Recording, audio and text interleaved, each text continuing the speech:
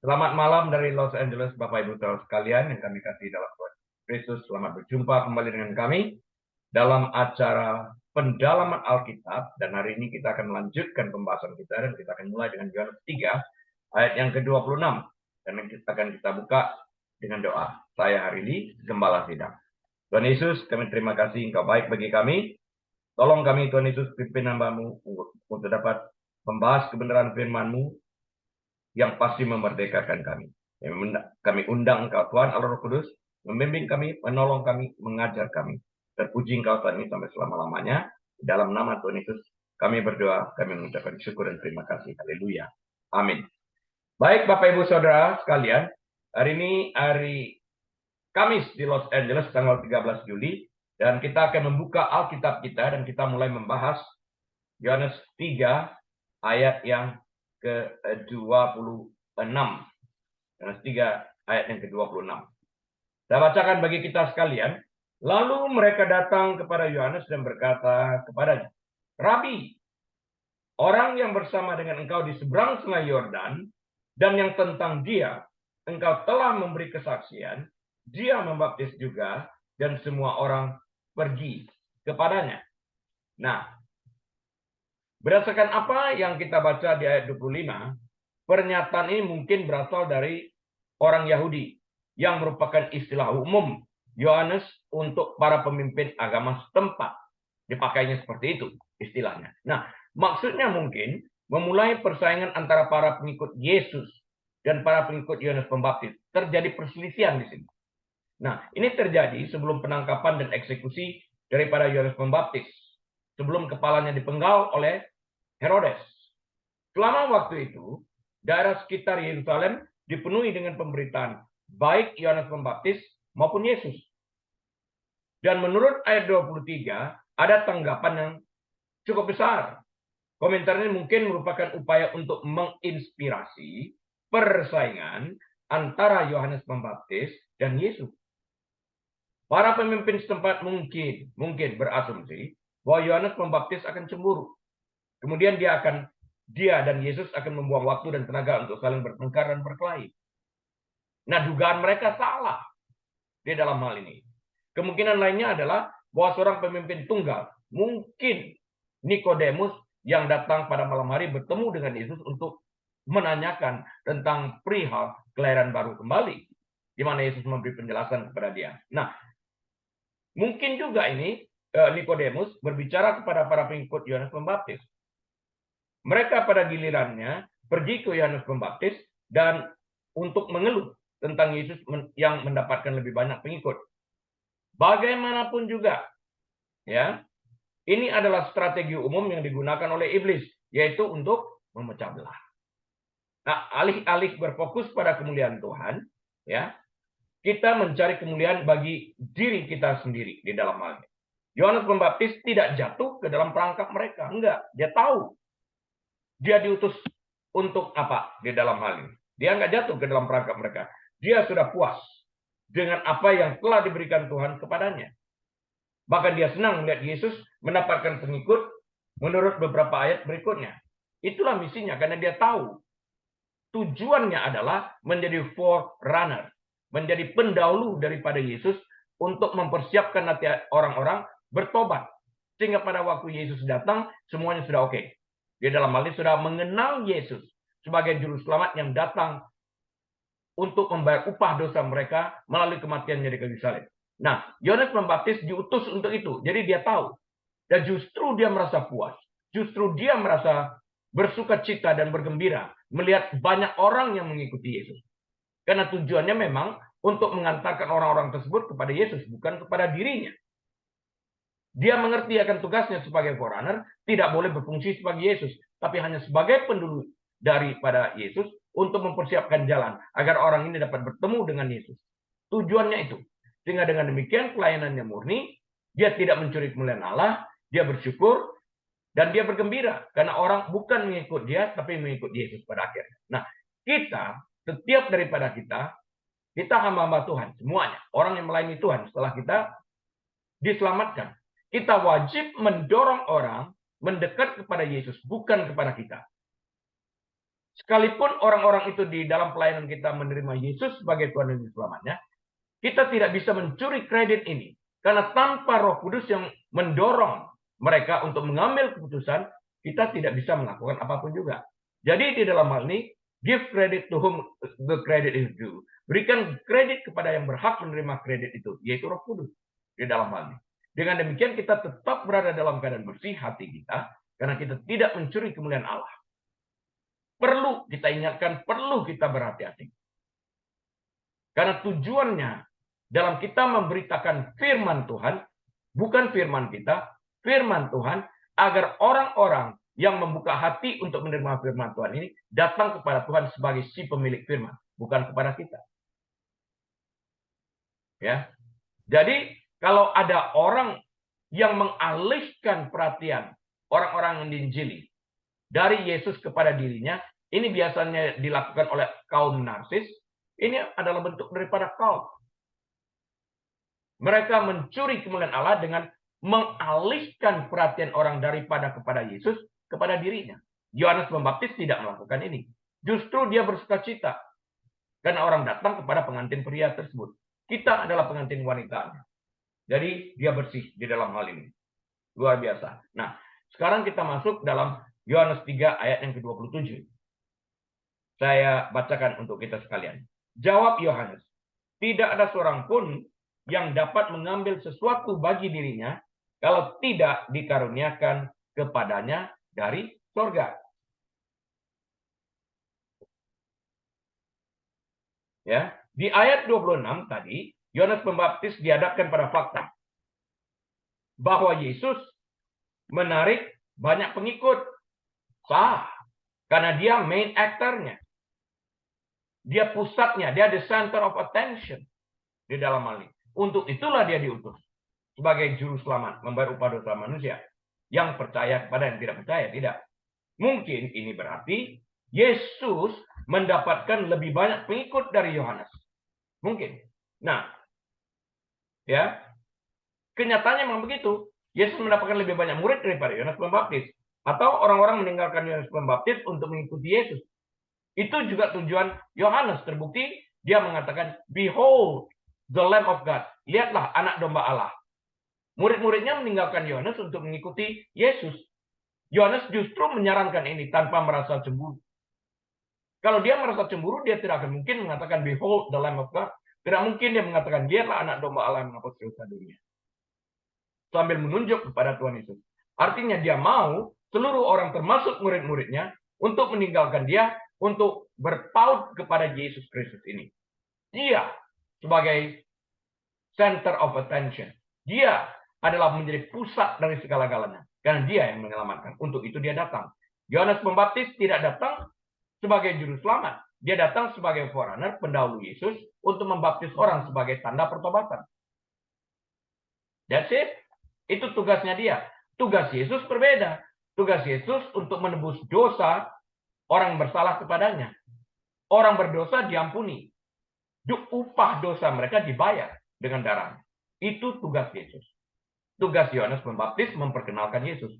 Sudah barang tentu setelah dia, karena tugasnya memperkenalkan, dia pengen orang-orang itu terpaut hati mereka kepada yang diperkenalkan, yaitu Yesus Kristus. Yohanes Pembaptis diutus sebagai forerunner, sebagai pendahulu. Karena itu, setiap orang yang diutus harus tunduk kepada si pengutus. Harus begitu.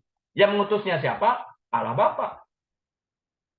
Allah Bapa mengutus dia untuk memperkenalkan Yesus. Sah bahwa Yesus mendapatkan pengikut yang lebih banyak. Sah bahwa Yohanes Pembaptis bersukacita. Karena pengantin pria mendapatkan perhatian. Ya. Daripada menjadi cemburu, picik, atau marah, Yohanes Pembaptis memilih pendekatan yang tepat.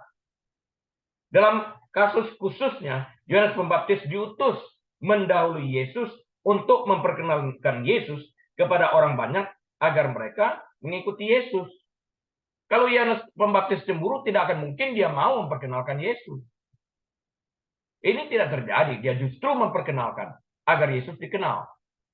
Yohanes Pembaptis tidak diutus untuk mencari massa. Oh tidak. Dia tahu dan mengerti akan hal ini. Karena itu ia merasa berbahagia saat ia mendengar bahwa banyak orang mengambil keputusan untuk mengikuti Yesus, yang berarti ia telah melakukan tugas panggilannya dengan baik. Melihat hal itu terjadi bukan berarti usahanya sia-sia. Oh tidak. Tapi justru itu berarti sebuah kesuksesan. Dia berhasil. Tahunya dari mana? Karena orang-orang itu mengikuti Yesus. Di sana dia tahu, usaha saya memperkenalkan Yesus ini berhasil.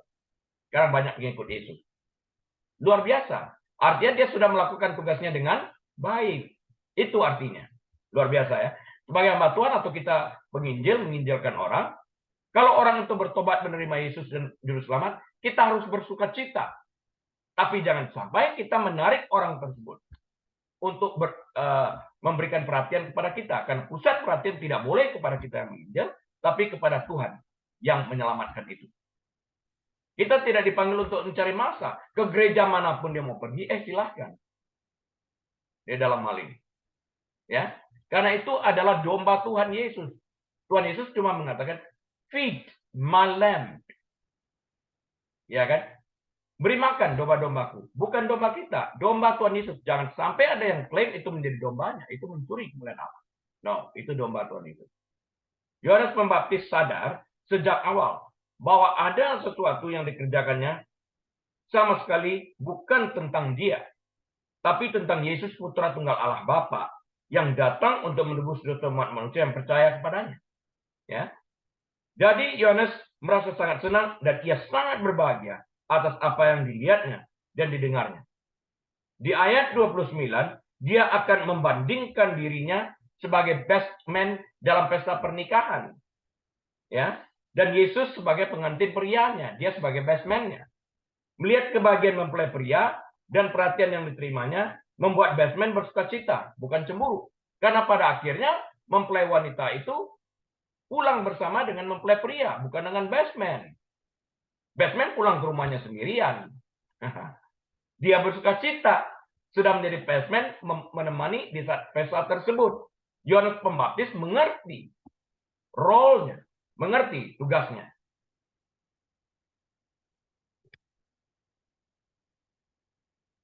Bagi Yohanes Pembaptis, sungguh luar biasa melihat Yesus mendapatkan perhatian yang layak diterima. Ya, yang layak diterima. Dia senang melihat karena seluruh perhatian diberikan kepada Yesus. Ini juga merupakan pedoman penting bagi orang Kristen pada umumnya. Seperti yang dikatakan Yohanes Pembaptis dalam Yohanes 3 ayat yang ke-27. Yohanes 3 ayat 27. Tidak ada seorang pun yang dapat mengambil sesuatu bagi dirinya kalau tidak dikaruniakan kepadanya dari sorga. Ya, tidak peduli kesuksesan apa yang kita miliki, nggak peduli. Kita berhutang kepada Tuhan. Kita diselamatkan kok. Karena itu kita berkewajiban untuk memberitakan kabar keselamatan itu juga. Yang menyelamatkan itu bukan kita, tapi Roh Kudus yang mengetuk pintu hati, membuat orang itu bertobat dan membuka diri mereka, hati mereka untuk Tuhan Yesus. Roh Kudus sendiri tidak mencuri kemuliaan Allah, tidak klaim kredit, tapi dia sengaja datang memberi pencerahan tentang siapa Yesus, bukan tentang siapa dirinya. Itu kebenaran firman Tuhan. Kenapa kita harus lebih dari Roh Kudus? Gara-gara gua ya, bukan gara-gara kamu. Kalau Roh Kudus tidak mengconvince, tidak meyakinkan orang itu, tidak akan terjadi pertobatan. Pertobatan itu akibat pengaruh daripada Roh Kudus yang bekerja di dalam hati orang tersebut. Bukan Anda, bukan saya. Jangan berbesar hati gara-gara gua. Ya enggak. Gara-gara Roh Kudus. Itu benar. Ya. Kita tidak boleh marah, kita tidak boleh frustrasi, kita juga tidak pernah boleh merasa jengkel ketika orang lain terlihat lebih berhasil. Allah pada akhirnya memegang kendali di dalam hal ini. 1 Korintus 3 ayat 1-9. Wah, kok gerejanya lebih besar dari gereja gue? Ya nggak peduli, itu bukan jemaatnya dia kok, itu dititipkan kepada dia. Nah, tanggung jawab itu besar, bahwa kita harus memberi makan. Feed my lamb, beri makan domba-dombaku. Nah, pertanyaannya, apakah kita memberi makan yang benar, atau kita memberi makan racun dengan pengajaran yang salah? Jangan sampai kita meracuni domba-domba yang dipercayakan kita. Lihat itu, yang datang domba-domba asing itu mengotori air. Ya, Yesus nggak suka itu. Jadi kita harus benar-benar bertanggung jawab terhadap tugas yang diberikan kepada kita untuk memberi makanan yang sehat bergizi bagi domba-domba Tuhan Yesus yang dipercayakan kepada asuhan kita. Kita mengasuh, kita memberi makan. Nah, jangan sampai kita tidak memberi makan. Nah, kita harus memberi makan gizi yang baik, karena itu kita harus mempersiapkan firman yang akan kita khotbahkan itu dengan baik. Terlebih baik lagi kalau kita melakukan itu, kita mempraktekannya, kita memiliki pengalaman berjalan dengan firman itu, sehingga kita dapat memberitakannya secara leluasa. Tidak ada tuduhan kepada kita untuk berlaku hipokrit. Ini penting. Nah, Yohanes 3:28 saya bacakan. Kamu sendiri, ini perkataan Yohanes Pembaptis, dapat memberi kesaksian bahwa aku telah berkata, aku bukan Mesias, tetapi aku diutus untuk mendahulunya. Lihat ya jujurnya Yohanes Pembaptis. Aku bukan Mesias, tetapi aku diutus untuk mendahulunya. Dia sebagai utusan. Tapi pada zaman akhir ini banyak orang yang mengakui Mesias. Ya, banyak orang mengakui Mesias. Hanya ada satu Mesias kok, Yesus Kristus.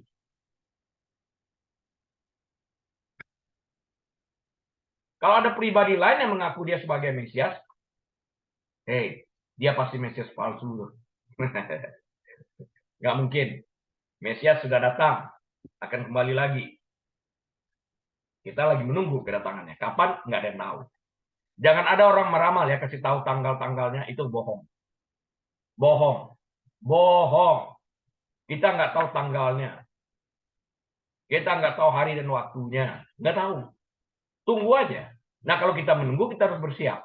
Karena itu persiapkan diri kita dengan baik, agar pada waktu dia datang, dia menemukan kita beriman. Karena pertanyaannya, pada saat anak manusia datang, yaitu Yesus Kristus, adakah dia menemukan iman di bumi ini? Nah, karena itu kita harus berjaga-jaga, agar iman kita tidak luntur. Itu penting di dalam hal ini. Sehingga pada waktu dia datang, kita tidak dalam keadaan tidak siap, tapi justru dalam keadaan siap. Seperti 10 anak darah itu, yang 5 bijaksana, yang 5 bodoh. Jangan sampai kita terkecoh seperti itu. Persiapkan diri kita dengan baik. Nah, dalam ayat 26, Bapak Ibu Saudara sekalian, Yohanes Pembaptis diberitahu bahwa Yesus menarik lebih banyak lebih banyak pengikut. Dalam ayat 27, Yohanes Pembaptis menjawab dengan mengatakan bahwa Tuhan memegang kendali. Jawaban yang indah. Di sini, di ayat 28, dia mengingatkan semua orang bahwa ini seharusnya tidak menjadi masalah. Karena ia diutus mendahului Yesus untuk membuka jalan bagi Yesus, dalam arti mengajak orang-orang bertobat dan menghasilkan buah yang sesuai dengan pertobatan. Itu tugasnya dia, itu job description-nya dia.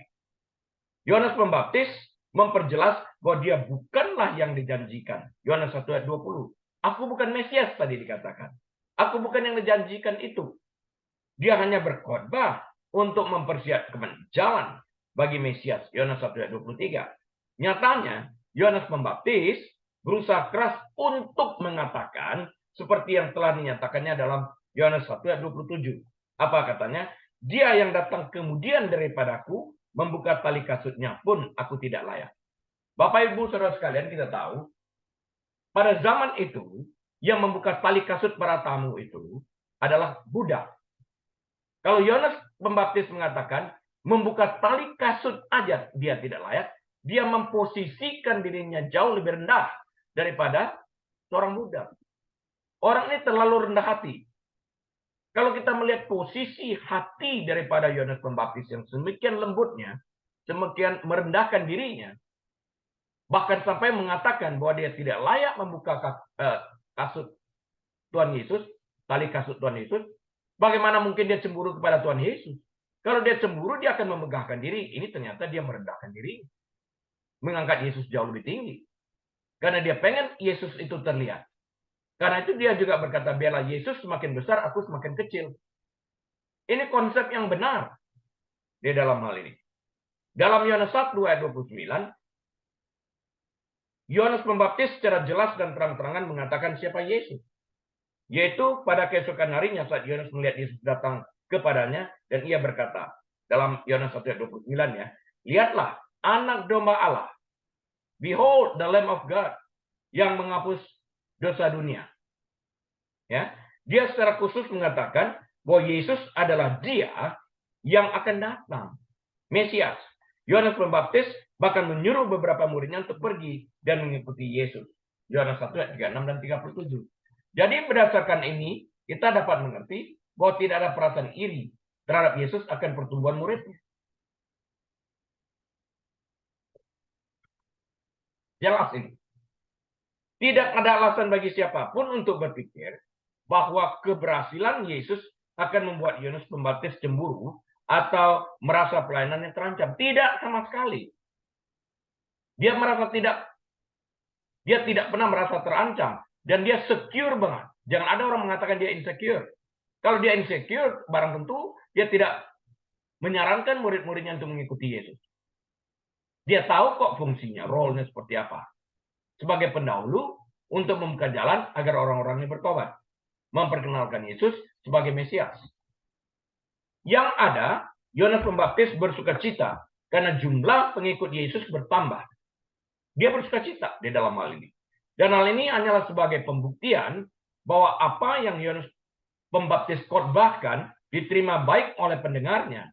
Dan dengan demikian misi Allah Bapa mengutus Yohanes Pembaptis mengalami kesuksesan. Artinya pelayanannya sukses. Orang datang kepada Yesus. Jangan sampai ada orang yang mengatakan pelayananku sukses. Gara-gara aku khotbahnya pintar, orang mau datang ke gerejaku. Sehingga jemaatku bertambah. Penghasilanku bertambah. Wow. Itu aja rupanya yang ada dalam kepala kamu. Mencuri kemuliaan Allah. Bertobat jauh. Jangan sampai mencuri kemuliaan Allah. Ya, itu milik Tuhan Yesus. Kita hanya ditugaskan untuk memberi makan. Makanan itu milik Tuhan Yesus. Firman itu milik Dia. Kita bertanggung jawab untuk memberikan pengajaran yang benar. Karena dari kita suatu saat dituntut pertanggungan jawab. Upah guru berbeda. Karena itu sadar di dalam hal ini. Yohanes membandingkan dirinya sebagai best man, sekali lagi. Telah kita bahas tadi di pesta pernikahan. Dan sebagai best man, ia merasa bersukacita karena pengantin pria mendapatkan perhatian sepenuhnya. Best man pulang ke rumahnya, pengantin pria yang mendapat hadiah seorang istri. Kita, jemaat yang diumpamakan sebagai pengantin wanita. Kita akan mengalami pernikahan anak domba Allah suatu saat dalam kitab Wahyu ini. Excited, luar biasa itu.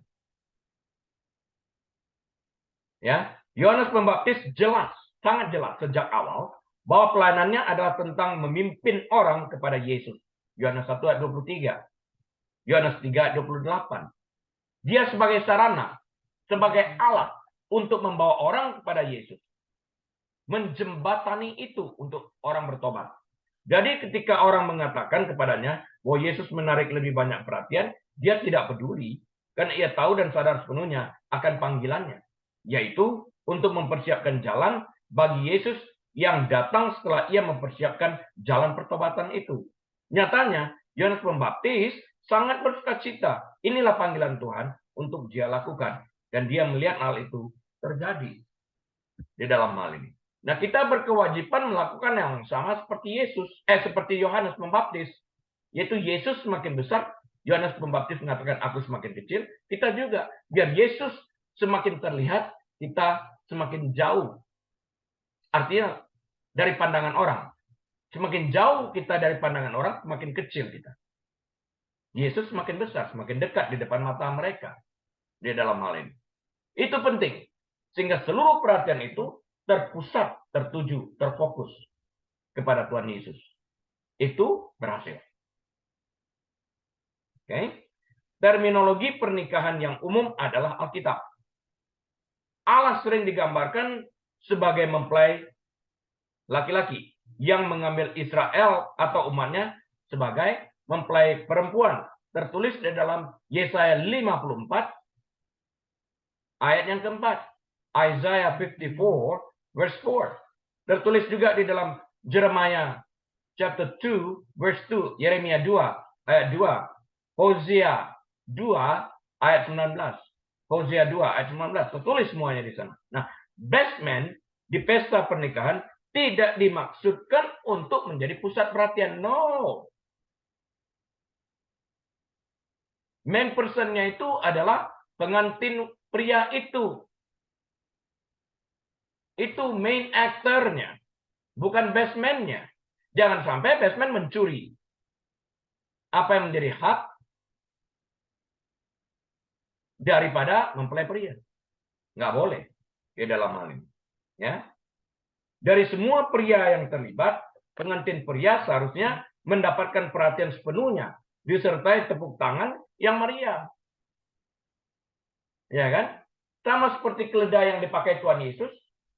Kemudian orang menggelar jubah mereka, ibaratnya diberi karpet merah. Kalau keledainya pikir, wow, ini untuk aku nih, kakinya naik 2 ke atas, Yesusnya mental. Jangan gitulah. Kalau Yesus nggak ada di punggung keledai itu nggak diserahkan. Keledai lewat, orang mau kasih karpet merah, forget it, nggak akan dikasihkan. Tapi siapa yang menunggang keledai itu yang menentukan. Kalau Tuhan mau memakai kita sebagai alat di tangan Dia, bersyukurlah kita untuk itu. Jangan sampai kita merasa bangga, Yesus terlempar keluar daripada penglihatan orang, sehingga kita menampilkan diri kita untuk dilihat orang. Narsis yang melakukan itu. Kalau Anda bukan narsis, Anda tidak melakukan itu. Peran best man adalah membantu mempelai pria, menjadi penasihatnya, temannya, mendampingi dia, di sampingnya. Itu best man. Ya. Saat mempelai pria memiliki mempelai wanita, best man sangat bergembira dan ia bersuka cita. Ya. Best man tidak cemburu, juga tidak marah. Karena pengantin wanita itu bukan milik dia, milik mempelai pria. Karena itulah yang dia inginkan sejak awal. Ada sukacita di mana best man mengundurkan diri dan mempelai pria mendapatkan perhatian khusus. Jangan sampai pada waktu mau foto, dia berdiri di depan mempelai pria sehingga dia yang difoto. Yang nggak boleh lah mencuri kemuliaan seperti itu. Gua di depan. Enggak. Mempelai pria di depan. Dengan cara ini, Yohanes Pembaptis telah bertindak sebagai pendamping Yesus. Sekarang setelah Yesus muncul, Yohanes Pembaptis senang melihat Yesus berhasil dan Yesus mendapatkan perhatian sepenuhnya. Hukum Musa bersifat hampir mirip-mirip dengan itu. Dia sebagai pengusung, sebagai penuntun. Sampai kita bertemu dengan Yesus, beriman kepada Yesus itu. Karena hukum Musa hanya mengingatkan kita bahwa dia tidak dapat menyelamatkan, dia tidak mempunyai solusi tentang keselamatan. Dia demand perfection. Yang dapat memberikan keselamatan itu diantarkan kita. Aku sampai sini ya, selebihnya aku nggak bisa membawa engkau ke tanah perjanjian. Musa mati, Yosua muncul sebagai lambang daripada Yesus. Itu yang terjadi di dalam hal ini. Kita harus mengundurkan diri pada waktu lihat jiwa-jiwa bertobat, mendorong mereka untuk dekat kepada Yesus, bukan kepada kita. Misi kita accomplished. Ayat 30 adalah hasil akhir yang logis dari apa yang seharusnya terjadi. Jika seseorang memutuskan untuk mengikuti Yesus, keputusan dia atas dorongan Roh Kudus, mereka tidak dapat mengikuti Yohanes Pembaptis juga pada saat yang sama. Mereka harus milih, ikut Yohanes Pembaptis atau ikut Tuhan Yesus. Mengikut Tuhan Yesus, engkau sampai ke tempat tujuan. Mengikut Yohanes Pembaptis sendiri membutuhkan Yesus. Engkau nggak akan kemana-mana. Engkau tetap pada akhirnya membutuhkan Yesus agar dapat tiba di tempat tujuan. Karena Yohanes Pembaptis bukan juru selamat yang mempunyai kunci untuk membuka pintu surga. Yohanes Pembaptis tidak dapat membaharui dosamu. Maria pun sekalipun dipinjam rahimnya untuk melahirkan Yesus, tetap masih membutuhkan Yesus. Titik. Agar misi Yohanes Pembaptis berhasil, dia harus kehilangan popularitas dan ketenaran. Dan Yesus harus mendapatkan semua-muanya itu. Jadi pusat perhatian harus kepada Yesus, bukan kepada Yohanes Pembaptis.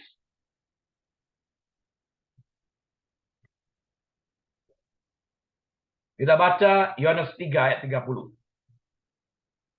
Ia, maksudnya Yesus, harus makin besar, tetapi aku harus makin kecil. Artinya, kalau Yesus jauh, dia kecil. Karena dikatakan dia harus makin besar, dia fokus, dekat. Jangan sampai saya katakan tadi, Yohanes Pembaptis sebagai baseman nyelinap ke depan, Yesus di belakang dia. Oh ya, nggak boleh.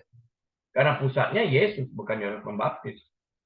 Karena itu berkali-kali dia mengatakan, Behold the Lamb of God. Lihatlah anak domba Allah. Dia mundur. Yesus makin besar. Di depan kamera, dekat dengan kamera. Dia jauh. Sehingga perhatian orang sepenuhnya kepada Yesus. Main actor-nya. Nah, Yohanes Pembaptis datang untuk mempersiapkan orang bagi dia yang akan datang. Yaitu Yesus. Yohanes 1 ayat 23, Yohanes 3 ayat 28 menceritakan tentang itu. Seiring dengan berjalannya waktu, ketika Yesus makin dikenal, lebih banyak orang mengikuti dia daripada Yohanes. Ya jelaslah, ya. Dengan berjalannya waktu, makin dikenal. Orang lebih banyak mengikuti Yesus. Dan bukan lagi Yohanes Pembaptis. Makanya waktu Yohanes Pembaptis hilang dari peredaran setelah dibunuh oleh Herodes, orang sudah mengenal Yesus di dalam hal ini. Pelayanannya berjalan di dalam hal ini. Ini sama sekali bukan masalah. Tidak ada yang salah dengan pesan Yohanes Pembaptis atau pelayanannya. Nggak ada. Dia sebagai pendahulu. Firman-Nya pun mengatakan, Repent ye, for the kingdom of God is at hand. Bertobatlah, karena kerajaan Allah sudah dekat.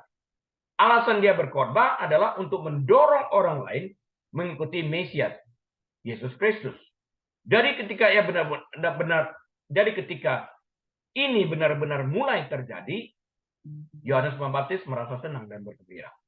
Di ayat 29, dia membuat analogi tentang baseman tadi di pesta pernikahan. Nah, baseman merasakan kegembiraan saat pengantin pria mendapatkan pengantin wanita dan pengantin pria mendapatkan perhatian sepenuhnya. Dia bersuka cita di dalam hal itu. Yohanes Pembaptis juga tahu bahwa orang tidak dapat mengikuti dia dan mengikuti Yesus pada saat yang sama. Harus milih. Dia harus mengundurkan diri supaya semua orang mengikuti Yesus. Itu tujuan dia diutus sebagai pendahulu. Jangan sampai dia tidak mengerti akan hal ini. Ternyata dia mengerti, terbukti. Dia menyuruh murid-muridnya juga untuk mengikuti Yesus. Mission accomplished. Jika pesan yang disampaikan Yohanes Pembaptis dalam khotbahnya diterima, orang harus meninggalkan Yohanes Pembaptis karena dia di dalam khotbahnya menunjuk kepada Yesus. Dan orang akan meninggalkan Yohanes Pembaptis sebagai mail deliverer, sebagai orang menyampaikan berita, surat, dan kemudian mengikuti Yesus. Nah, dalam hal ini, dia mencapai targetnya. Ini adalah situasi yang sama yang dialami oleh para pemimpin Kristen. Tujuan pengajaran dan khotbah adalah untuk apa? Tujuan pengajaran dan khotbah adalah semata-mata untuk memimpin orang untuk mengikuti Yesus, bukan kita. Pada titik tertentu, orang-orang itu harus bertumbuh dan menjadi dewasa. Inti dari pelayanan bukanlah untuk membuat pendeta, pengkhotbah terlihat baik atau mendapatkan pengikut, tetapi untuk membantu orang lain dalam perjalanan mereka dengan Yesus. Karena itu kita harus mempersiapkan apa yang kita sampaikan itu secara benar.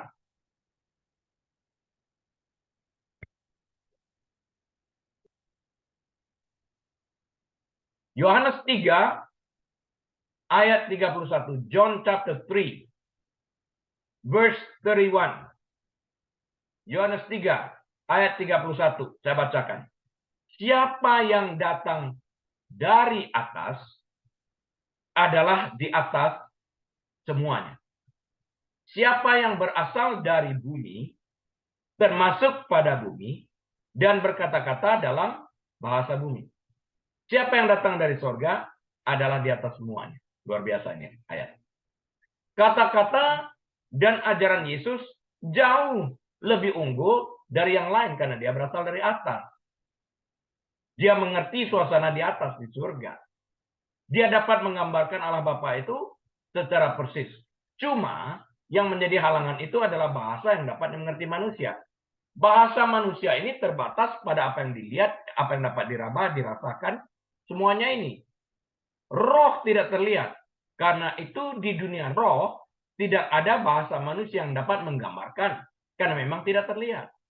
Bagaimana Yesus yang adalah roh menjadi manusia dapat menggambarkan surga yang begitu luar biasa atau Bapa yang begitu mulianya dengan kata-kata manusia. Nggak ada gambaran kata-kata itu. Karena kata-kata manusia nggak cukup untuk menggambarkan itu. Karena mata manusia tidak melihat Allah yang adalah roh. Karena itu Yesus perlu menjadi manusia agar yang tidak terlihat menjadi terlihat, yang tidak dapat diraba menjadi dapat diraba, berkomunikasi dalam bahasa yang dimengerti manusia. Luar biasa konsep ini. Ya. Dalam percakapannya dengan Nikodemus, Yesus menunjukkan bahwa dia adalah satu-satunya yang datang dari surga. Yohanes 3 ayat 13 telah kita pelajari. Menolak apa yang Kristus katakan tentang hal-hal rohani berarti tidak ada tempat lain untuk berpaling. Kalau kita menolak Yesus yang menceritakan, memberikan informasi segala sesuatu tentang surga kita tolak, kita tidak mempunyai sumber daya lainnya.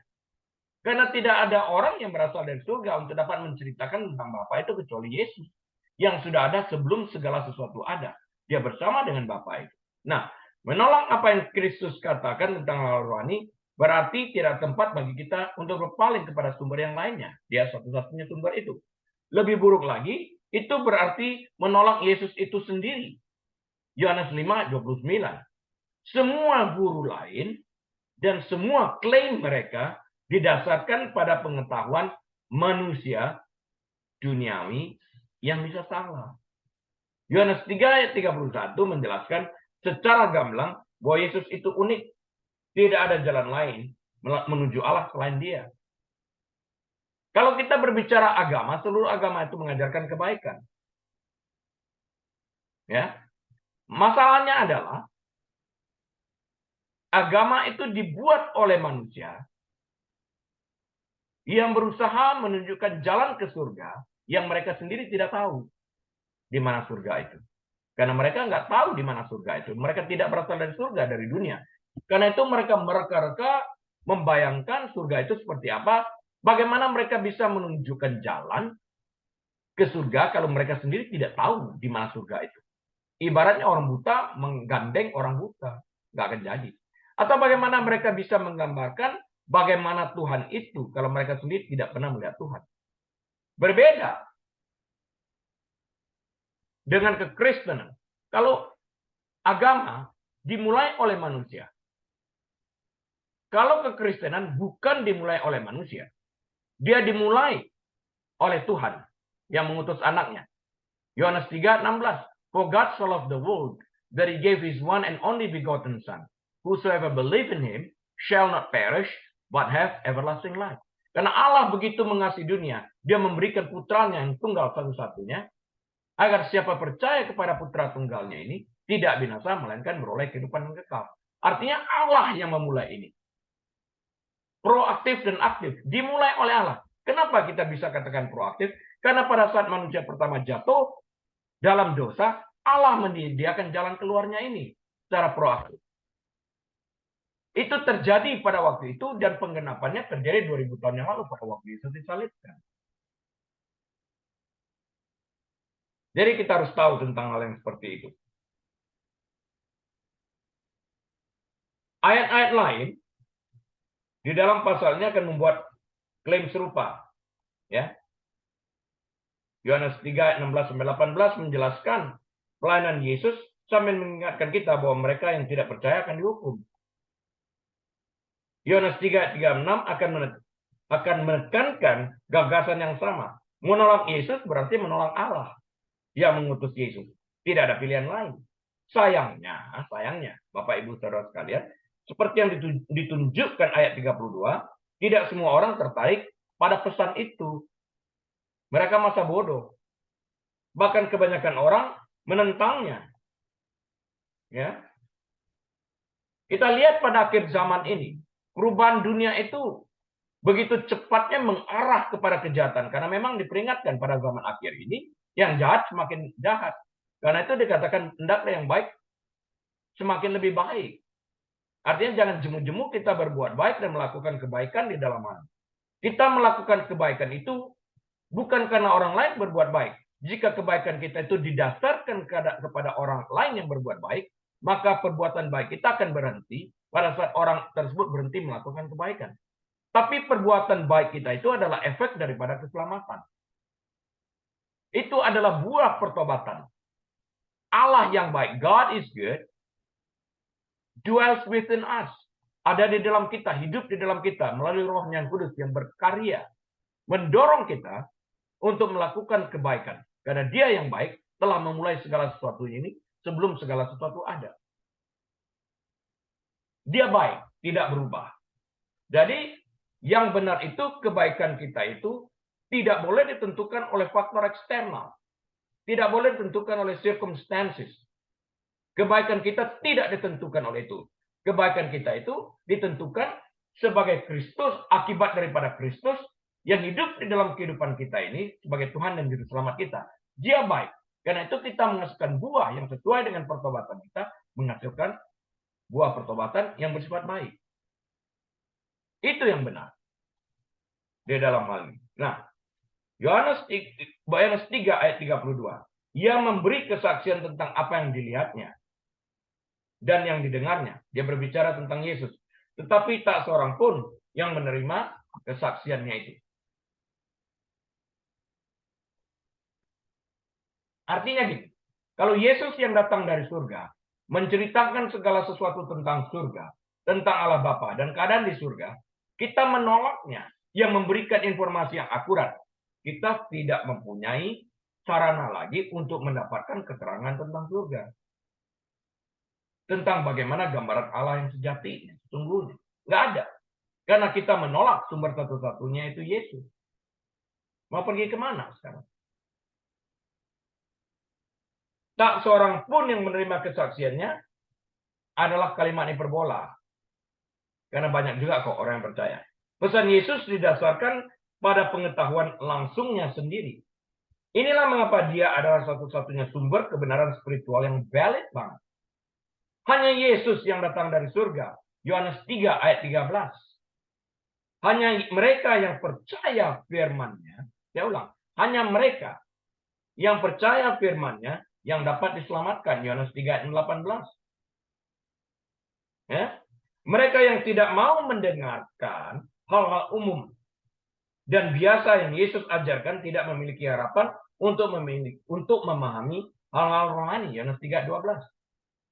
Jika kita tidak percaya terhadap firman-Nya, jika kita tidak percaya apa yang disampaikannya,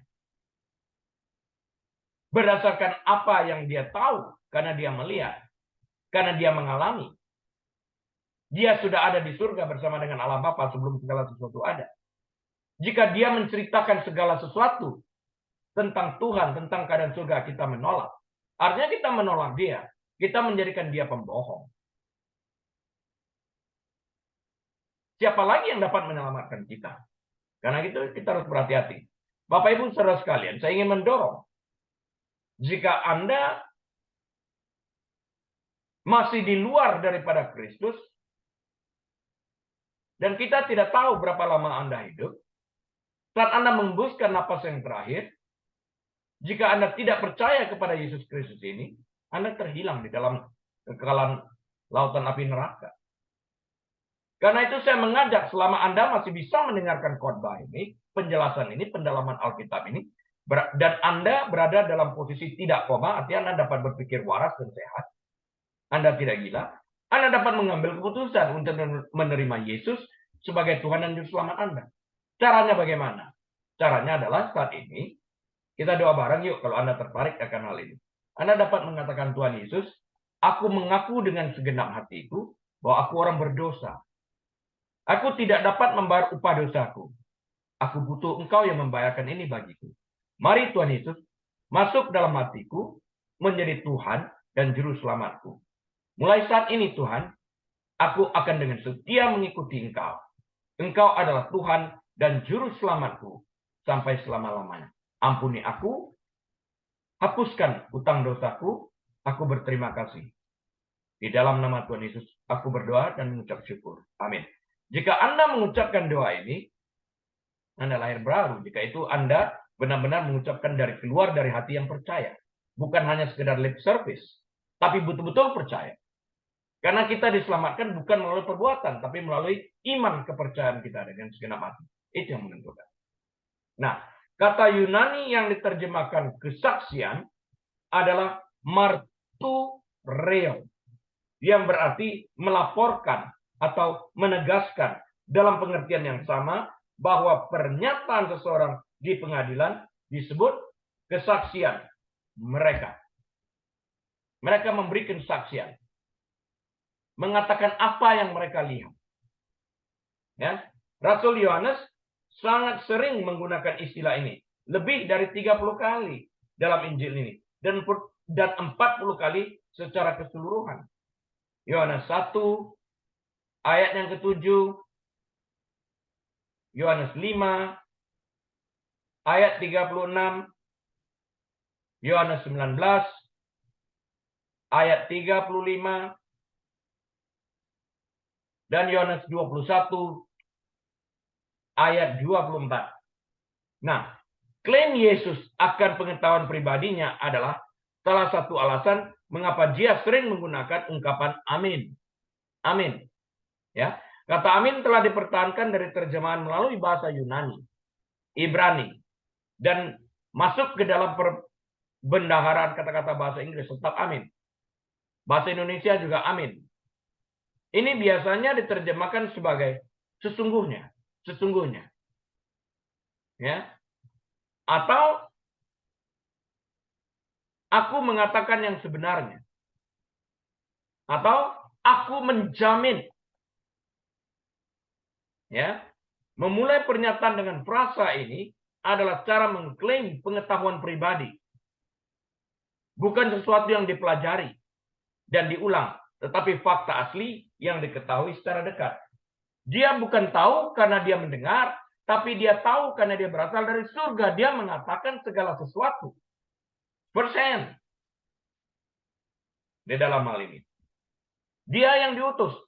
Ada juga orang mengatakan, Yesus tunduk kepada Bapaknya. Oh, secara hierarki kalau gitu dia bukan Tuhan. Oh, bukan. Dia Tuhan. Kenapa dikatakan dia tunduk kepada Bapa? Tadi telah saya katakan, dia sebagai yang diutus. Yang diutus selalu tunduk kepada si pengutus. Dia diutus dalam bentuk manusia. Kenapa Tuhan menjadi manusia? Karena kalau Tuhan sebagai aslinya roh tidak dapat mati. Dia harus menjadi manusia dalam bentuk daging yang dapat mati. Yang dapat mencurahkan darah. Roh tidak memiliki darah. Dia harus menjadi manusia. Agar mati, darah harus dicurahkan untuk membaru dosa. Karena tanpa penumpahan darah dalam kitab Ibrani, tidak ada pengampunan dosa. Ini kewajiban di dalam hal ini. Sedihnya, kebanyakan orang tidak mau menerima berita yang disampaikan Kristus. Tapi orang cepat sekali mendengarkan hoax. Cepat banget. Bahkan ikut pencet itu WhatsApp dikirimkan ribuan barangkali dalam waktu sekejap.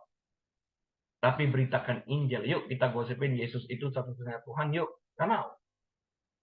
Apa kata orang? Lalu kalau kirimkan berita yang salah itu apa kata orang? Nggak dipikirin. Asik-asik aja. Forward. Nggak mikirin lagi. Nggak double check. Tapi kalau katakan Yesus itu Tuhan, nggak mau. Tapi ngaku Kristen. Gimana dong?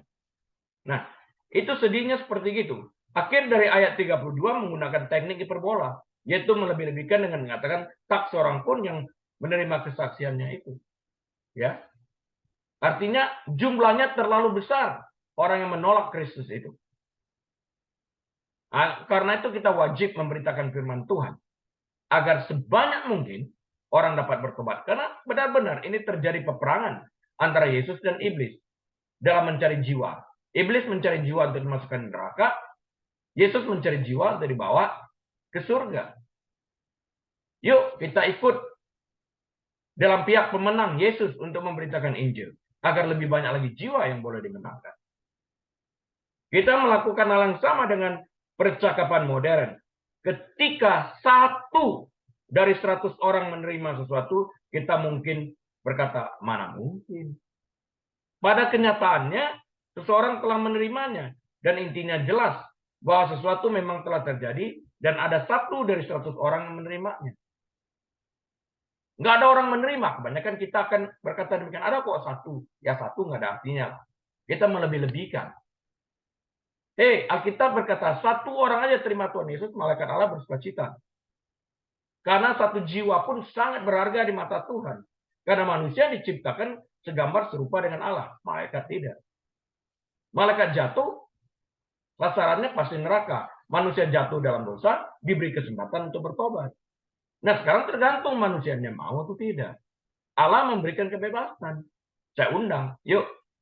Pasang akal sehat kita yuk. Nalar sehat kita pakai yuk. Tuhan sudah memberi kesempatan loh ini. Jangan sampai kita menolak kesempatan yang diberikan. Nggak ada lagi nanti. Ya, terima Yesus sebagai Tuhan dan Juru Selamat itu. Ya. Pada kenyataannya orang telah menerima Yesus kan, dan intinya jelas bahwa sesuatu memang telah terjadi dan ada 1 orang dari 100 orang yang menerimanya. Di sini dalam konteks ayat berikutnya kita melihat apa yang Rasul Yohanes maksudkan. Sangat sedikit orang yang siap menerima terang. Yohanes 1 ayat 9 sampai 10. Ya. Berbanding tak seorang pun menerima kesaksiannya, di sini katakan hanya sedikit orang menerima terang. Dia memperbandingkan seperti itu. Karena dengan menerima sang terang, mereka dipaksa untuk menghadapi dosa-dosa mereka. Yohanes 3:19. Karena sekarang semuanya menjadi terang. Mereka dapat melihat dosa-dosa mereka. Pilihannya mau tetap hidup di dalam dosa atau meninggalkan dosa-dosa tersebut mengikut Yesus. Kita tidak dapat mengikut dosa dan pada saat yang sama mengikut Yesus. Dulu, waktu sebelum bertobat, kita hamba dosa. Setelah Yesus menebus dosa kita, Yesus menjadi Tuhan kita. Kita taat harusnya kepada Tuhan Yesus. Ini penting. Yohanes 3, ayat 33. Siapa yang menerima kesaksiannya itu? Ia mengaku bahwa Allah adalah benar.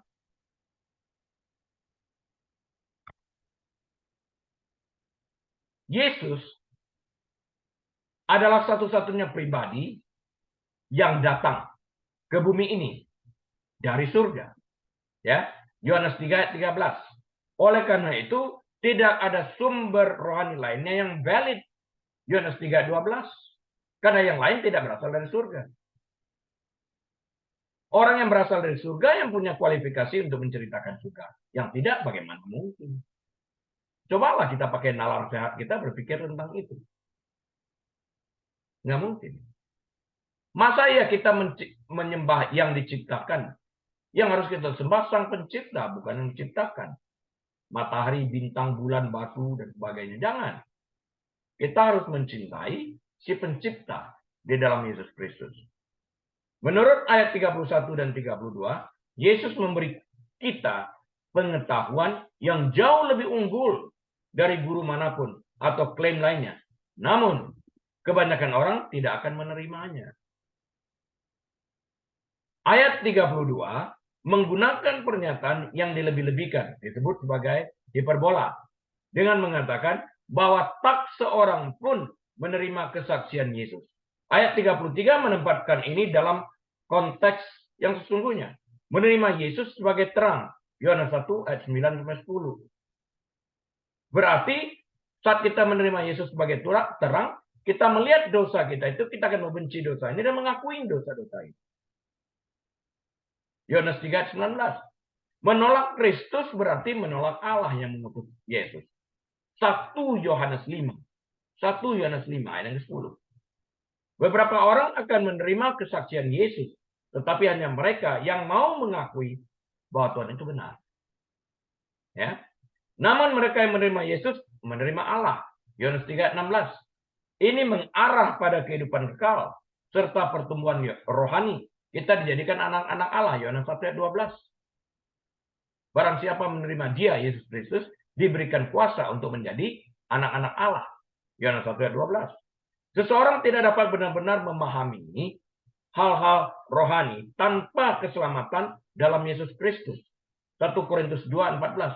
Mana mungkin kita bisa mengerti hal-hal rohani tanpa memiliki Yesus yang menceritakan hal ini kepada kita? Nggak mungkin.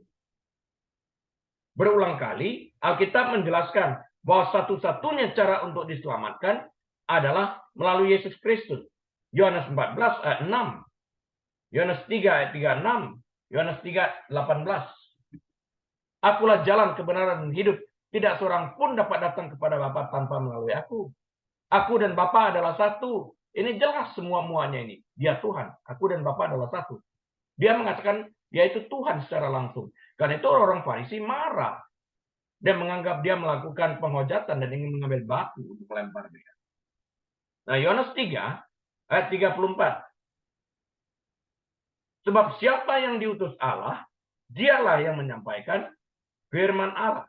Karena Allah mengaruniakan rohnya dengan tidak terbatas.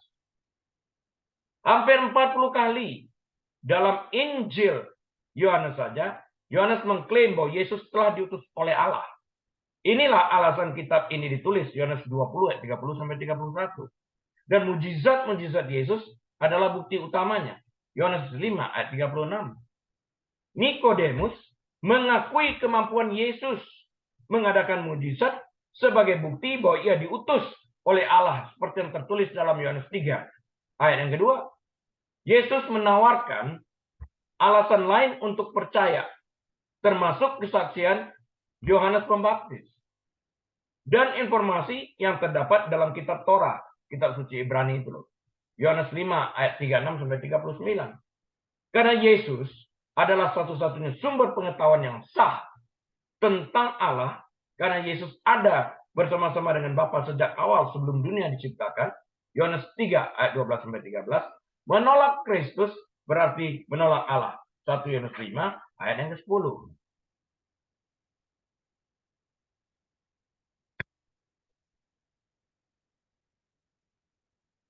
Dalam perjanjian lama, orang-orang tertentu diberi roh Allah untuk waktu yang terbatas.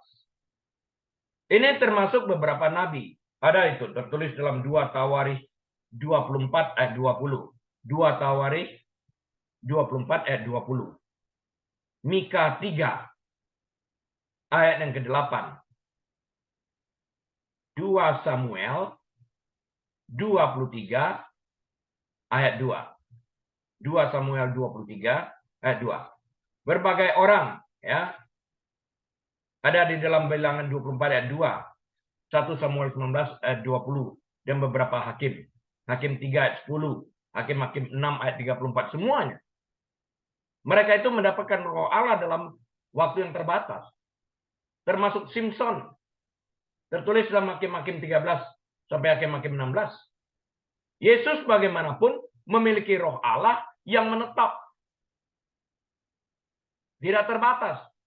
Inilah mengapa Yesus dikatakan memiliki roh tanpa ukuran atau tanpa batas. Nggak ada limit.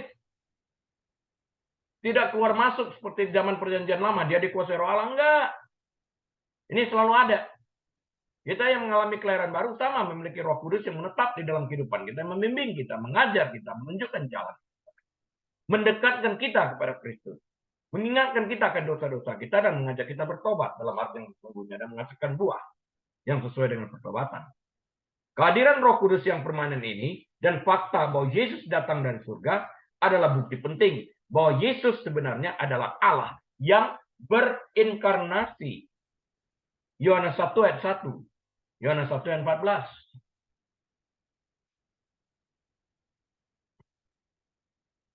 Yohanes 3 ayat 35.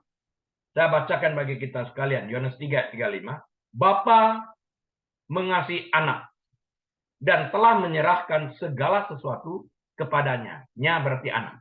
Nah, Yesus sering mengklaim memiliki pengetahuan Bapa. Tertulis dalam Yohanes 12. ayat yang ke-49. Dia klaim ini. Ya. Dia memiliki kuasa. Dia klaim di dalam Yohanes 5 ayat 36. Dia klaim juga dia dan Bapa itu satu, artinya dia Tuhan. Dan dia juga klaim memiliki otoritas. Tertulis dalam Matius 28 ayat 18. Dengan cara ini Yesus mengklaim setara dengan Tuhan. Injil Yohanes dengan jelas mengatakan Yesus tidak hanya serupa dengan Allah, Ia adalah Allah. Kita yang diciptakan serupa dan segambar dengan Allah. Yesus itu Allah. Jangan salah. Yohanes 1 ayat 1. Pada mulanya ada firman. Firman itu bersama dengan Allah. Firman itu adalah Allah. Sedangkan dalam Yohanes 1 ayat 14. Firman itu menjadi manusia. Reinkarnasi. Dan diam di tengah-tengah kita. Luar biasa ini. Ini adalah demonstrasi Tritunggal yang berguna lainnya. Yang merupakan gagasan bahwa Allah adalah 3 pribadi dalam satu keberadaan. Bapa, Putra, dan Roh Kudus. Pesan Yesus berasal dari Tuhan. Itulah sebabnya seseorang tidak dapat menolak Kristus tanpa menolak Tuhan. Orang tidak dapat menolak Kristus tanpa menolak firman-Nya. Orang menolak firman-Nya sama juga dengan menolak Kristus karena dia adalah firman yang hidup. 1 Yohanes 5 ayat 10. Jika seseorang tidak mau menerima Yesus, itu pilihan dia. Maka mereka tidak dapat diselamatkan. Itu pilihan. Yohanes 3 ayat 18. Yesus adalah satu-satunya jalan menuju Bapa. Yohanes 14 ayat yang ke-6. Fakta, kita bicara fakta, bahwa Allah Bapa mengasihi Allah Anak dan dengan segala kerelaannya mengutus Allah Putra atau Allah Anak untuk datang ke dunia dalam rupa manusia adalah sesuatu yang sangat mengherankan dan menakjubkan kita. 1 Yohanes 4 ayat 9 dan ayat yang ke-10. Pengorbanan Yesus di kayu salib bukan hanya sekedar hadiah buat kita. Oh tidak. Pengorbanan yang dilakukan Yesus sangat mahal. Karena ia harus mencurahkan darahnya demi untuk membayar upah dosa kita yang percaya kepada. Kalau nggak percaya, enggak. Ya. Yohanes 3 ayat 36. Saya bacakan Yohanes 3 ayat 36. Hampir selesai kita. Barang siapa percaya kepada anak. Barang siapa, itu pilihannya. Barang siapa percaya kepada anak, ia beroleh hidup yang kekal. Tetapi barang siapa tidak taat kepada anak, ia tidak akan melihat hidup. Melainkan murka Allah tetap ada di atasnya. Yaitu sejak saat dia menolak. Sejak saat kita menerima Yesus, kita mengalami surga itu. Itu kita carry saat kita membuskan napas kita terakhir di dalam kerajaan surga. Kehidupan surga itu kita nikmati sejak di dunia yang penuh kesengsaraan ini juga. Karena nama kita terdapat di kitab kehidupan dan itu tidak dapat di-cancel. Ya. Yohanes 3:16 sering digunakan sebagai ringkasan satu kalimat dari seluruh Injil. Gagasan Allah mengasihi kita sehingga ia rela mengaruniakan atau mengutus Putra Tunggalnya datang ke dunia dalam wujud manusia. Mati di kayu salib untuk membayar upah dosa orang yang percaya kepadanya merupakan tema sentral kekristenan. Itu tema sentral. Bahwa Yesus mati untuk membayar upah dosa. Ya. Namun, ayat-ayat seperti Yohanes 3 ayat 18 dan Yohanes 3 ayat 36 juga kritis. Hanya ada 2 pilihan. Mereka yang berpaling kepada Kristus dalam iman akan memiliki hidup yang kekal. Dan menemukan pengampunan atas kehidupan mereka yang penuh dosa. Mereka yang menolak Kristus akan menghadapi penghakiman. Tidak ada yang netral. Dan tidak ada yang dikecualikan. Keselamatan melalui Yesus Kristus bukanlah sebuah perbaikan hidup. Melainkan penyelamatan dari bencana kekekalan di api neraka. Kita diselamatkan. Bukan hanya sekedar, oh ya karakter kita menjadi lebih baik. Oh tidak. Dia berbicara tentang kehidupan kekal di surga. Keselamatan ini hanya dapat diperoleh melalui Yesus Putra Tunggal Allah Bapa. Dan hanya Yesus saja. Satu pribadi ini yang dapat menyelamatkan. Yohanes 14 ayat yang ke-6. Dan menolak Yesus sekali lagi berarti menghadapi murka Allah.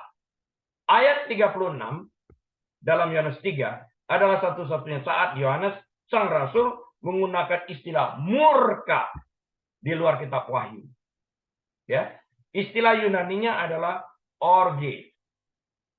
Dan dalam konteks ini mengacu pada kemarahan yang benar dari seorang hakim yang menjatuhkan hukuman atas kejahatan. Konsep ini sering terlihat dalam Wahyu. Misalnya Wahyu 6 ayat 16 dan ayat 17. Wahyu 6 ayat 16 dan 17. Kemudian Wahyu 19 ayat 15. Dan dalam penjelasan Paulus tentang Allah dalam kitab Roma. Roma 3 ayat 5. Roma 4 ayat 15. Roma 5 ayat 9. Roma 12 ayat 19. Dia menceritakan tentang murka ini.